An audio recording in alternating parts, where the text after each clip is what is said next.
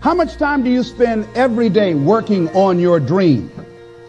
In the last 90 days, how many books have you read? In the last year, what new skill or knowledge have you acquired? What kind of investment have you made in you? You don't want it badder than you want to party. You don't want it as much as you want to be cool. Most of you don't want success as much as you want to sleep. Some of you love sleep more than you love success. And I'm here to tell you today, if you're going to be successful, you got to be willing to give up sleep. There is no shortcut. There is no hack. There's no sweatless solution. You're gonna have to work. There is always weakness to work on. Always. A lot of them. Why would we allow ourselves to make easy excuses? Why would you allow that? Are you going to make today count? Because that's all you can control. And that's all that matters. It doesn't matter where you start, guys. It doesn't matter what talents you're born with. It's about where you finish. And this race isn't over. It's not over. You could still come in first in the marathon. But you gotta start today. You gotta start now. You have everything you have. Everything you need is inside you. But I realize that doesn't mean just because you don't think you're good enough, doesn't mean you can't be good.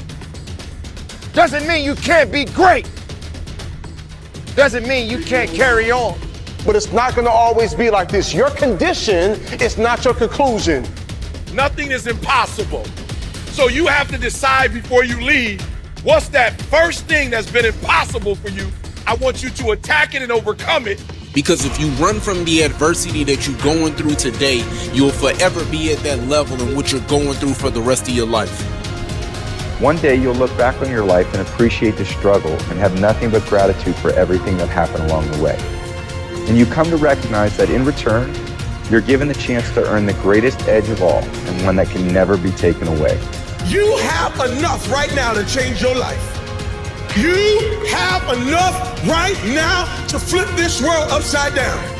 You have enough. You got enough power. You got enough anointing. You got enough grace. You got enough patience. You got enough gifting to make your money, get out of debt, get yourself together, and change everything about your world. Realize that you have the ability to make an impact. You have an opportunity to change that story in your head. Put yourself out there, because when you do, amazing things happen. The essence of life is growth. The essence of life is growth, to do the best you can. And here's what's interesting. Humans are the only life form that will do less than they possibly can. Humans are the only life form that will settle for less. Every other life form except human beings strive to its maximum capacity. How tall will a tree grow? Approximately as tall as it possibly can. You never heard of a tree growing half as high as it could. No, trees don't grow half. Trees send their roots down as deep as possible, stretch their limbs up as high as possible, produce every leaf possible and every fruit possible. As a matter of fact, you never heard of a human physically growing half. We keep growing until we're done. Now that's a part of life we can't control. It's genetically coded. And that's probably why we keep growing till we're done. Because we can't control that part. It's the rest of our growing that we control. The growing of our minds, the expansion of our minds, that we can control. And that's what tends to get away from us. All life forms inherently strive to their max except human beings. Now, why wouldn't human beings strive to their maximum possibility? Here's why. Because we've been given the dignity of choice. It makes us different than alligators and trees and birds. The dignity of choice makes us different than all other life forms. And here's the choice: to become part of what we could be, enough to get by, or to become all that we can be. My best advice for you is to choose the all.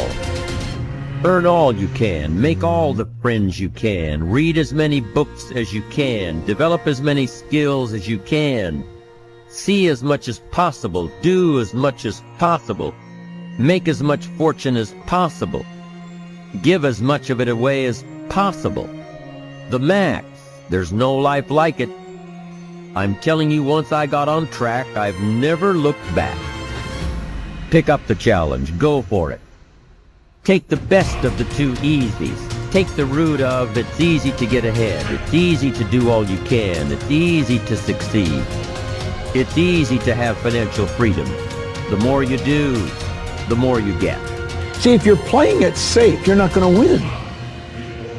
If you're playing it safe, like that old saying, you know, you were taught when you were a little girl, better to be safe than sorry. Well, that's a bunch of crap. It's not better to be safe than sorry. It's by trying things that you figure out how far you can go.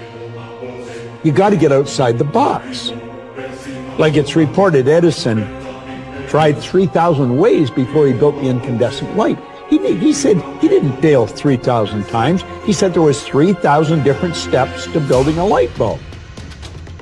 Well, there's different steps to get to where you're going. And I really do treat winning and losing exactly the same. I do not let it upset me. Do you think that's a big part of why you're so successful? Well, it's part of why I enjoy it. Yeah, I think it is, because I'll try anything. Like if I'm into an idea, the idea of losing never enters my mind. See, I have worked with giants. I had the good fortune of working with Sir Edmund Hillary. He was the first man to stand on top of the world. And I worked with him on 3 different occasions. And the only difference in Ed Hillary and Bob Proctor is in his side. Now, he's gone now, but he was a big man. When he shook hands with me, his hand wrapped right around mine. I felt like a dwarf, you know. And talking to him, like it never entered his mind he wouldn't get to the top of the mountain. But he failed in 1951. He failed in 1952. It wasn't until 1953 that he got to the top of the mountain. You know, people had died for centuries trying to do that. He said, I knew if I could see it in here, I could hold it out here. Stella Mann wrote that in a book. You can see it in your head, you can hold it in your hand. And that's right. And if you're not prepared to lose, you're never going to win, because you're always playing it safe. And there's no reward in that. Dare to go forward. Winston Churchill once said, courage is rightly considered the foremost of the virtues, because upon it all others depend. Courage is the chief distinguishing characteristic of the true leader. It is almost always visible in the leader's words and actions. It is absolutely indispensable to success, happiness, and the ability to motivate other people to be the best they can be. Follow through on your vision. In a way, it is easy to develop a big vision for yourself and for the person you want to be. It is easy to commit yourself to living with complete integrity. But it requires incredible courage to follow through on your vision and on your commitments. You see, as soon as you set a high goal or standard for yourself, you will run into all kinds of difficulties and setbacks. Refuse to compromise.